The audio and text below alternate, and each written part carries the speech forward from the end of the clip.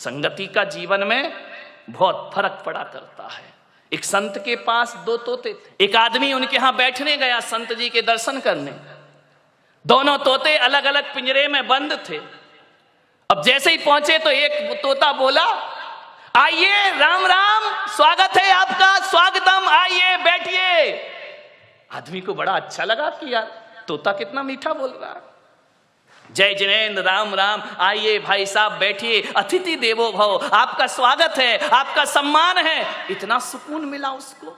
वो मुड़ा थोड़ा सा दूसरे तोते की तरफ। दूसरा तोते ने इतनी गालियां बकी, इतनी गालियां बकी, मारो, काटो, पीटो, पकड़ो, लूटो। अरे उसने कहा कि संत जी क्या मामला है? एक तोता गालियों पे गालियां बक रहा है और एक तोता आइए स्वागतम बड़ा मीठा शब्द बोल रहा है। संत ने कहा, मैंने इन तोतों से कुछ जिंदगी का पाठ पढ़ा है। बोले क्या पाठ पढ़ा है?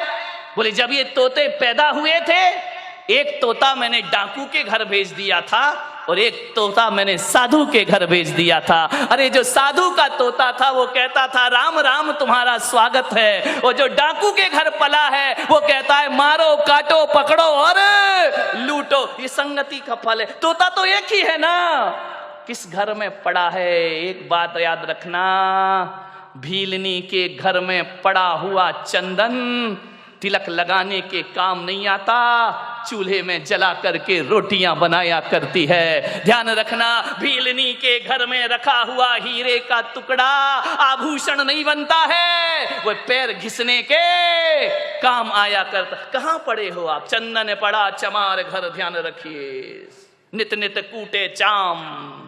चंदन कहां जाना चाहिए?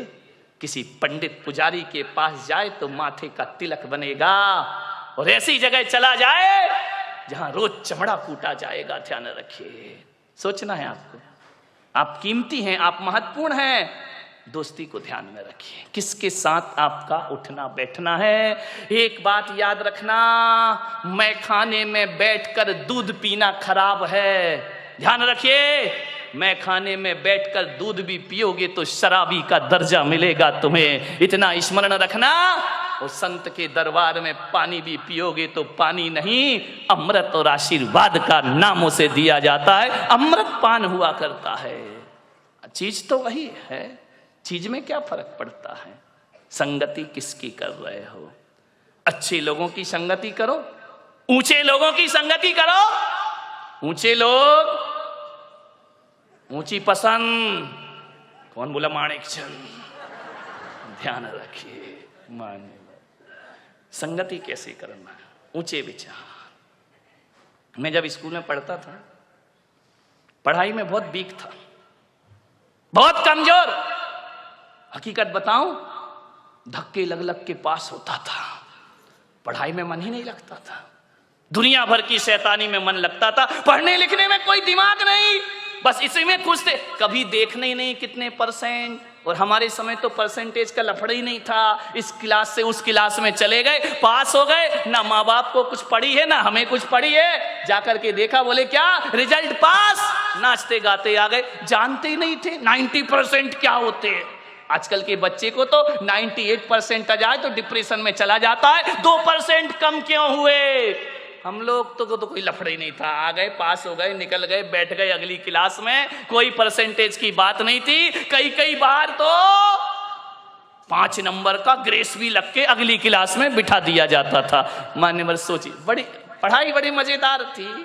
फेल भी हो गए तो कोई टेंशन नहीं। एक लड़का फेल हो गया था हमारी क्लास में बचपन में। अब वो फेल तो हो गया बेचारा, बड़ा रो रहा। मैंने कहा काहे को रोता है यार, हो गया, फेल हो गया। स्कूल अगर आए तो पढ़ना ही पड़ेगा, पढ़ाई गर जहर है तो पीना ही पड़ेगा। उस समय मैंने कविता लिखी थी, गिर गिर के पढ़ाई में संभलते ही रहेंगे। ये मेरी बचपन की कविता। गिर गिर के पढ़ाई में संभलते ही रहेंगे, गर फेल भी हो जाए तो पढ़ते ही रहेंगे। जिसने किया फेल वही पास करेगा, पढ़ाई अगर जहर तो पीना ही पड़ेगा। हाँ, कितने खुश हो गए। देखो ऐसी बातें इतनी जल्दी आ जाती हैं। अरे जो फेल कर रहा वही पास करेगा, टेंशन काहे को ले रहा है? अभी नहीं करेगा, अगले साल करेगा। आज की पढ़ाई बिल्कुल अलग हो गई है। ध्यान रखना, मैं पढ़ता था, पीछे की लाइन में बैठता था, मेरे नंबर कम आते थे। मेरे एक शिक्षक थे, आज मुझे स्मरण में आ रहे हैं, डी भारत, क्रिश्चियन थे। वो मुझे बहुत प्यार करते थे बचपन में। वृद्ध थे, रिटायर्ड होने के बाद भी वो स्कूल पढ़ाते थे कि मैं सरकार की पेंशन जो मिलती है ना, ये फ्री में नहीं खाऊंगा, जब तक हाथ पैर चल रहे हैं स्कूल रोज आऊंगा। ऐसे वह शिक्षक थे। उन्होंने एक दिन मुझे बुलाया कि इधर आओ, तुम देखने में तो बड़े अच्छे हो। उस समय तो मैं अच्छा ही था। क्यों अभी गड़बड़ लग रहा हूं क्या? ध्यान रखिए। उन्होंने कहा इधर आओ, तुम पढ़ते लिखते क्यों नहीं हो? मैंने कहा पढ़ता तो दिमाग में कुछ नहीं चढ़ता है। बोले नहीं चढ़ेगा। मालूम है, मेरी संगति खराब थी, गलत लोगों के साथ पीछे की सीट में बैठता था, मस्ती करना, टीचर पढ़ा रहा है एक दूसरे की छेड़छाड़ करना, टीचरों के नाम रखना उल्टे सीधे। अब स्कूलों में तो यही होता है, और क्या करोगे? उनको चिढ़ाना, उनकी नकल करना, वो चले गए तो ब्लैक बोर्ड में उनका चित्र बनाना, चित्र बना रहे सर का, बन गया बंदर का। बड़ी आफत होती थी। उन्होंने कहा इधर आओ, देखने में बड़े अच्छे हो लेकिन काम तुम्हारे बहुत गड़बड़ है, पढ़ाई में आगे बढ़ो। मैंने कहा मैं नहीं लगता मन। स्कूल क्यों आते हो? माँ बाप भेजते हैं, आना तो मैं बिल्कुल नहीं चाहता हूं, लेकिन अब भेजते हैं तो भेजते, मैं करूं क्या? उन्होंने कहा इधर आओ, तुम्हारा पढ़ने में मन लगेगा। मैं 8th क्लास तक बहुत घटिया नंबर से पास होता था, बड़ी मुश्किल से। उन्होंने मुझे कहा आज से मेरा आदेश है, तुम पीछे की सीट में नहीं आगे की सीट में आकर के बैठोगे। पीछे की सीट पे वही बैठता है जो पढ़ाई से जी चुराता है, जो क्लास में मस्ती करना जानता है। ये आगे की सीट में जितने लड़के बैठे सब इंटेलिजेंट बच्चे हैं।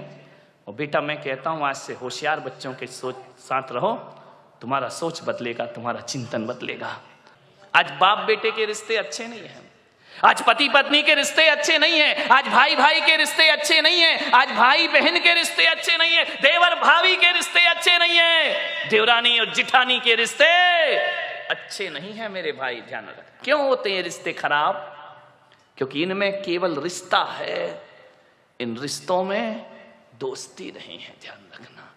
अरे सास बहू का रिश्ता तो दुखदाई होगा, लेकिन सास बहू के रिश्ते में यदि दोस्ती का रिश्ता डाल दिया जाए तो वही सास माँ से बढ़कर के हो जाती है और वही बहू बेटी से अरे दूध तो बहुत मीठा होता है, दूध तो मधुर होता है। गाय जब दूध देती है तो बड़ा मधुर दूध देती है, लेकिन उसके दूध में यदि थोड़ी सी शक्कर चीनी और डाल दी जाए तो दूध और बढ़ जाया करता है, उसका स्वाद बढ़ जाता है। मैं कहता हूं कि बाप बेटे के रिश्तों में भी दोस्ती होना चाहिए, माँ बहन माँ बेटे के रिश्तों में दोस्ती होना चाहिए, भाई बहन के रिश्तों में दोस्ती होना चाहिए। अब वो जमाना गया कि एक बाप कहे 14 वर्ष को वनवास जाओ तो बेटा चला जाए। गया जमाना। धोखे से भी मत बोल देना, मजाक में भी मत बोल देना, नहीं तो बाप बेटा कहेगा जाओ वृद्धाश्रम, अब इस घर में तुम्हारी कोई जरूरत नहीं। अब वो जमाना गया कि बहू सास की आवाज हो, बहू का इतना बड़ा घूंघट निकल आए, पानी उठाने में हाथ कांपने लगे। गया जमाना। ध्यान रखना, छोड़ाओ वो गलियां। अब जमाना बदल गया है, ध्यान रखिए। सास बहू में बहुत प्रेम होगा यदि दोस्ती हो जाए, देवरानी जिठानी में बहुत प्रेम होगा यदि दोस्ती हो जाए, और तो और छोड़ो गुरु और शिष्य में बहुत प्रेम होगा यदि उनके बीच भी दोस्ती का रिश्ता बन जाए, और भी छोड़ो भक्त और भगवान का रिश्ता ऐसा निराला हो जाएगा यदि बीच में प्रेम और दोस्ती का रिश्ता समाहित हो जाए। मित्र बनो, ध्यान रखना, मित्र बनना एक कला है। मित्र बनना एक बहुत बड़ी तपस्या हुआ करती। जंगल में किसने साथ दिया? राम जी का मित्रों ने साथ दिया। मान्यवर दोस्त ही साथ देते। एक बार दो रिश्तेदारी दगा कर जाएगी, दोस्ती हमेशा काम आए। मुझे मालूम है ना, एक बाप के साथ बेटा कितनी देर बैठेगा? आधे घंटे, 10 मिनट, 20 मिनट। उसके बाद कहेगा पापा चलूं। समझ में आ रहा? दो भाई आपस में कितनी देर बैठेंगे? वहां औपचारिकताएं हैं, वहां डर लगता है कि बाप के सामने क्या बोलना, बड़े भाई के सामने क्या बोलना। ये रिश्ते उबाऊ हो जाते हैं, उब जाता है आदमी इन रिश्तों से। ज्यादा देर बैठना, लोग कहते हैं कि हमारे साथ हमारे बच्चे बैठना नहीं चाहते हैं। तुम्हारे अंदर दोस्ती का रिश्ता ही नहीं है तो बैठना क्यों चाहेंगे मेरे भाई? तुम्हारे अंदर तो वही है छोटे बड़े का रिश्ता, हम बड़े तुम छोटे, हमारा सम्मान। औपचारिकताएं, फॉर्मेलिटी, ये रिश्ते आनंद नहीं दे सकते जीवन को। ध्यान रखें, दोस्ती, एक दोस्त के साथ पूरा दिन गुजार लो, कहते हैं दिन पता ही नहीं चलता कैसे गुजर गया। और रिश्तेदारों के साथ घंटे 2 घंटे, पहले दिन का पाहुना, तीसरे दिन का पई, और तीसरे दिन जो रहे पाहुना सोई बेशरम। रिश्तेदारों के यहाँ जाओगे, एक दिन बड़ा स्वागत होगा, दूसरे दिन थोड़ा कम स्वागत होगा, तीसरे दिन और कम होगा, वहीं रहने लगोगे। लोग कहेंगे अतिथि कब? हाँ बोल दो कब जाओगे। ध्यान रखिए, मान्यवर, सोचना है। दोस्ती में तो जिंदगी भी गुजार दो तो पता नहीं चला करती है। लोग कहते हैं कि अब वफादार दोस्त नहीं मिलते हैं। कहां ढूंढने जाओगे वफादार दोस्त? कहीं नहीं मिलेंगे मेरे भाई। मैं पुलक सागर तुमको एक सलाह देता हूं, ईमानदार और वफादार दोस्तों की तलाश मत करो। हिंदुस्तान में घूमते रहोगे तो भी वफादार दोस्त नहीं मिलेगा, फिर ये जिंदगी कैसे चलेगी? तो वफादार दोस्त मत तलाशो। मैं तो कहता हूं आपसे, वफादार दोस्त बनने की तैयारियां कर लो। हजारों वफादार तुम्हारे साथ होंगे। आप वफादार दोस्त तलाशते हो और बेवफा की जिंदगी जीते हो। नहीं, खुद ईमानदार बन जाओ, खुद वफादार बन जाओ, हजारों वफादार तुमको अपने आप प्राप्त हो जाएंगे। मान्यवर, ध्यान रखना, एक अच्छा दोस्त जीवन के लिए बहुत बड़ी हमारी ताकत बनता है। एक ही पर्याप्त है, ज्यादा की जरूरत नहीं है। एक ही दोस्त हो, लेकिन अच्छा हो। खुशियां तो हमारे जीवन में होती हैं, लेकिन दोस्त ऐसा होता है जो हमारी खुशियों को दुगना कर देता है, चौगुना कर दिया करता है। आपको कोई खुशी मिलती है, आप बताओ सबसे पहले आप किससे शेयर करते हैं? दोस्त से शेयर करते हैं। मेरे इतने नंबर आए, मैं इतने अंकों में पास हो गया, मैंने ये कर लिया, मैंने वो कर लिया। हर बात दोस्तों से की जाती है, क्योंकि हमें लगता है कि हमारा दोस्त हमारी तरक्की से जलने वाले नहीं हैं, लेकिन रिश्तेदार तो हमारी तरक्की से जला करते हैं। रिश्ते नाते वाले तो हमारी ऊंचाइयों से जला करते हैं। दोस्त ऐसा होता है जो हमारी खुशी में हमसे, एक आईने को देखना। दोस्त कैसे होना चाहिए? दर्पण की तरह। कभी दर्पण को देख, दर्पण, आईना, शीशा, मिरर, समझ में आ गया? कभी देखना ड्रेसिंग टेबल के सामने। दर्पण ऐसा दोस्त है कि जब तुम हंसते हो तो वो भी हंसता है, जब तुम रोते हो तो दर्पण भी रोता है, जब तुम चिढ़ाते हो तो दर्पण भी चिढ़ाता है। जैसा मुंह बनाओ दर्पण वैसा रूप दिखा दिया करता है। अरे दोस्त होना चाहिए तो दर्पण की तरह होना चाहिए कि जब हम रोएं तो उसके चेहरे पे हंसी नहीं, उसके चेहरे पे आंसू आना चाहिए, तो समझना वो हमारा दोस्त है। दुनिया तो ऐसी है कि हम रोएंगे तो वो हंसेगी, और हम हंसेंगे तो वो हमारा मजाक बनाएगी। ध्यान रखना, दर्पण की तरह दोस्त बनाओ। दर्पण तुम टूट कर भी झूठ नहीं बोलते, दर्पण तुम टूट कर भी झूठ नहीं बोलते, और हम टूटने के डर से अपना मुंह नहीं खोलते। ध्यान रखना, दर्पण टूट जाएगा, हर टुकड़े में आपका चेहरा दिखाएगा। दर्पण खुद टूटता है, लेकिन दिखाने वाले के चेहरे को नहीं तोड़ा करता है। वो दर्पण की तरह हमारा मित्र हुआ करता है, शीशे की तरह हमारा मित्र हुआ करता है। मैं आपसे निवेदन कर रहा हूं, कई जिंदगी में ऐसे भी क्षण आते हैं, कल तक जो दोस्त था आज दुश्मन बन गया। ऐसे भी क्षण आते हैं, कल से बिल्कुल याराना संबंध थे, आज दुश्मनों की तरह हमारे व्यवहार हो गए। कल तक साथ उठते थे, बैठते थे, आज एक दूसरे को देखने को तैयार नहीं है। मालूम है दुश्मनी कैसे बढ़ती है? कहा सुनी तो देखो हो जाती। मानव जीवन है, अच्छा भी बोल दिया जाता है, बुरा भी बोल दिया जाता है। ये जिंदगी है, ये एक सी नहीं चला करती है। अरे कहाँ सुनी तो पति पत्नी में हो जाती है, कहाँ सुनी तो बाप बेटे में हो जाती है, भाई भाई में हो जाती है, दोस्तों के बीच भी हो जाती है। कभी ऊंच नीच बात बोल दी, कभी कोई बात दिल पे लगती है तो दुश्मनी बन जाता करती है। लेकिन मैं आपसे एक निवेदन कर रहा हूं कि आपकी जिससे दुश्मनी है, हमारी सबसे बड़ी कमजोरी क्या है कि जिससे हमारी नहीं बनती है, जिससे हमारी खटपट है, हम चार लोगों में बैठकर उसकी बुराई करते हैं। ध्यान रखना। और जो सुनता है मीडिएटर, वो सादी दाल तो भेजता नहीं है, मिर्च मसाले तो लगा ही देता। वो तो चाह रहा था कि इनके घर का सत्यानाश, इनकी दोस्ती का सत्यानाश कब हो जाए। वो मिर्च मसाले लगाएगा, वो तड़का लगाएगा। कुछ बोलोगे, कुछ बातें वहां तक पहुंच जाएंगी। मैं आपसे निवेदन करता हूं, दुश्मनी का सफर ज्यादा लंबा नहीं होता, दुश्मनी का सफर ज्यादा लंबा नहीं होता। कभी हम भी थक जाते हैं, कभी वो भी थक जाता है। ज्यादा देर लड़ाई कर तो लेते हैं हम, लेकिन एक बात बताओ, लड़ने के बाद, झगड़े के बाद वो रात कैसी कटती है? एक बात बता ईमानदारी से, जिससे दोस्ती है, जिससे अच्छे संबंध हैं, और यदि आपने झगड़ा कर लिया, लड़ाई कर लिया, वो रात चैन से कटती है या बेचैनी से कटा करती है? सारी रात करवट में बीता करती है। उसने ऐसा कहा, उसने वैसा कहा, अरे मेरा इतना बड़ा दोस्त ऐसा कहा, चैन नहीं पड़ेगी। ध्यान रखना, लड़ते समय तो मजा आता है, लेकिन जब वो सफर आगे बढ़ता है तो बेचैन हम भी होते हैं और बेचैन सामने वाला भी हो जाया करता है। ध्यान, चैन नहीं पड़ेगी, लेकिन क्या करें? बोलने का मन है, बोल नहीं पा रहे हैं।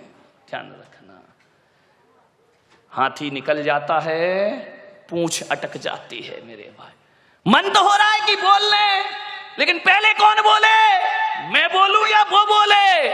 ध्यान रखना, अटक जाता है मन। मानव स्वभाव है, मानव का जीवन है, मानव की जिंदगी है, ये सब चलते रहता है। मान्यवर ध्यान रखिए, एक बात याद रखना, जो कल तक तुम्हारा बहुत अच्छा दोस्त था, अच्छा प्रिय था, अच्छे मीठे व्यवहार थे, उससे यदि अनबन हो जाए, लड़ाई झगड़े हो जाए, तो आज एक निवेदन आपसे कर रहा हूं बड़ी विनम्रता के साथ। यदि वो दोस्त बहुत अच्छा है, यदि वो दोस्त हमारे हितकारी है, यदि वो दोस्त बहुत अच्छा हमारे जीवन का सहयोगी है, कुछ बातचीत हो जाए तो एक नियम ले लेना आज से कि हम अपने दुश्मन की पीठ पीछे इतनी प्रशंसा करेंगे, इतनी प्रशंसा करेंगे, होता नहीं है लेकिन हम बुराई करते हैं।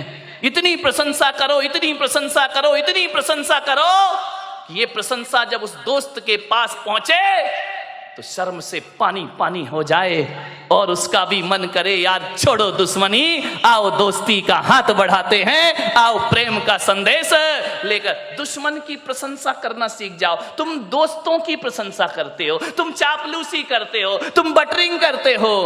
दोस्तों की प्रशंसा करो, कोई फर्क नहीं पड़ेगा। दुश्मन की प्रशंसा करो, दुश्मनी अपने आप खत्म हो जाएगी। मैंने भगवान महावीर से पूछा कि किसी से दोस्ती और प्रेम रखना है तो क्या किया जाए, तो भगवान महावीर ने कहा कि दुश्मन को मत मारो, दुश्मनी को मारने का प्रयास करो।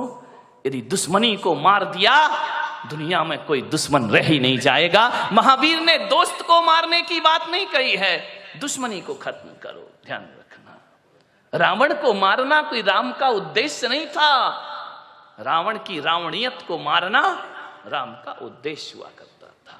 मान्यवाद, बहुत प्रशंसा करो दुश्मन की। दोस्त सबसे बड़ा राजदार होता है हमारी जिंदगी का। ये बच्चे जो बात अपने माँ बाप से शेयर नहीं करते, वो बात दोस्तों से शेयर किया करते हैं। मान्यवर, किसी लड़की की शादी करना हो ना, शोभा ताई शादी का बहुत बना रहे ना, मैं भी थोड़ा सा टिप्स दे दूं। किसी लड़की की शादी करना हो तो लड़की के माता पिता को क्या देखना चाहिए? आप यही देखते ना, कितना कमाता है, कौन से जॉब में है, इसका पैकेज क्या है। आप यही देखते हैं, इसकी जाति कौन सी है, आप यही देखते हैं। इसके माता पिता कौन है, परिवार फैमिली बैकग्राउंड क्या है, धोखे में आ जाओगे ये सब देखोगे तो। मैं पुलक सागर कहता हूं, फैमिली बैकग्राउंड अच्छा हो तो कोई जरूरी नहीं कि औलाद अच्छी हो। फैमिली बैकग्राउंड दशरथ का बहुत अच्छा था, लेकिन कैकेयी का चरित्र बहुत गड़बड़ था। ध्यान रखिए, फैमिली बैकग्राउंड अच्छा होने से बेटा अच्छा होगा जरूरी नहीं है। लेकिन मैं पुलक सागर आपको कहता हूं कि आपको यदि अपनी बेटी की शादी करना है, उसके हाथ पीले करना है, उसका रिश्ता लेकर के जाना है, तो ना घर देखना, ना परिवार देखना, ना आप ये देखना कितना कमाता है, आप तो ये देखना कि जिस लड़के से अपनी लड़की की शादी कर रही हूं उसके दोस्त कैसे हैं, उसके यार कैसे हैं, उसके मित्र कैसे हैं। अरे पिता जैसा है बेटा वैसे ही होगा, कोई जरूरी नहीं है। माता जैसी है बेटा वैसे ही होगा, कोई जरूरी नहीं है। ध्यान रखना। लेकिन ये बिल्कुल जरूरी है कि दोस्त जैसे होंगे लड़का वैसा। दोस्तों का बैकग्राउंड देखो, आप ये देखो किसके साथ उठता है, किसके साथ बैठता है, कहां जा। माँ बाप से छिपके काम करते हैं लड़के, माता पिता को पता नहीं चलता, और दोस्त सड़कों पे बाहर क्या करते हैं। किसी भी बेटी की शादी करो तो लड़के के दोस्तों के बारे में जानकारी जरूर लेना। यदि लड़का अच्छा होगा तो अच्छे लोगों की संगति में उठता बैठता होगा, वो लड़का यदि खराब होगा तो गलत लोगों की संगति में उठता बैठता। आदमी जैसे माँ बाप होते हैं वैसा नहीं होता, जैसे दोस्त होते हैं आदमी वैसा हुआ करता है। ध्यान रखिए। मान्यवर, एक सीख दी है मैंने आपको, इस पर कोई ध्यान नहीं देता है। आप बताइए ना, एक बेटा सही गलत किसकी वजह से होता है? बाप की वजह से, मां की वजह से नहीं मेरे भाई। एक शराबी बाप भी चाहता है कि मेरा बेटा शराब ना पिए, ध्यान रखना। एक जुआड़ी भी चाहता है कि मेरा बेटा जुआ ना खेले, और एक बेश्या भी चाहती है कि मेरी औलाद इस गंदगी में जीवन ना बिताए। ध्यान रखना। एक चोर ने भी ये सपना नहीं देखा होगा कि मेरा बेटा चोर बने। कोई माँ बाप औलाद को चोर नहीं बनाते हैं, कोई माता पिता औलाद को झूठ बोलना नहीं सिखाते हैं, कोई माता पिता शराब पीना नहीं सिखाते हैं, कोई माता पिता सिगरेट पीना नहीं सिखाते हैं। सिगरेट पीने वाला बाप भी चाहता है कि मेरा बेटा सिगरेट ना पिए। ध्यान रखना मान्यवर। मालूम है सिगरेट पीना कौन सिखाता है? दोस्त सिखाते हैं। सबसे पहले शराब पीना रिश्तेदार या माँ बाप ने नहीं सिखाया, शराबी बाप भी नहीं सिखाता है कि बेटा तू पी ले। ध्यान रखना। लेकिन सबसे पहले शराब पीना कोई सिखाता है तो दोस्त सिखाया करते हैं। सबसे पहले हाथ में सिगरेट आई तो माँ बाप और भाई के द्वारा नहीं, एक दोस्त के द्वारा हमारे हाथ में सिगरेट आती है। एक दोस्त के द्वारा हमारे जीवन में गलत चीजें आती हैं। और जब आदमी का स्टेटस ऐसा बन गया है, सिगरेट नहीं पिए, शराब नहीं पिए, तो कहते अरे कहां पिछड़ा हुआ आदमी, दुनिया चांद पे पहुंच गई, तू अगरबत्ती में लटका है। ध्यान रखिए मान्यवर, ऐसे बहकाने वाले बहुत मिलेंगे जिंदगी में।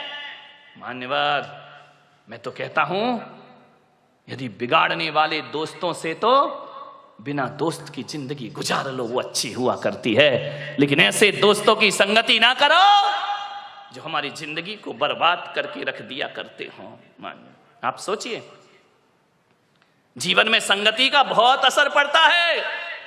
एक पानी की बूंद जो आकाश से गिरती है, और यदि वही पानी की बूंद किसी नीम के पेड़ में चली जाए तो उसका स्वाद कैसा हो जाता है मेरे भाई? बताइए। कड़वा हो जाता है। नीम जानते हो? नहीं जानते हैं तो बोलो ना जानते हैं, नहीं तो मैं समझ रहा तुम कुछ जानते ही नहीं हो।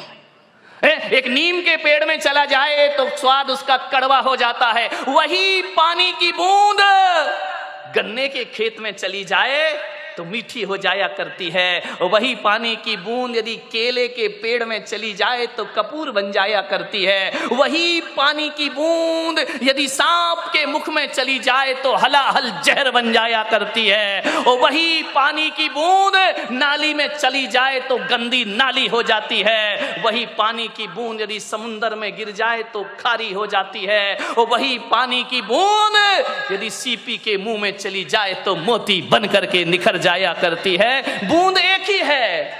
ये इतने रूप क्यों हुए उस बूंद के? संगति के कारण से। किसकी संगति करी उसने?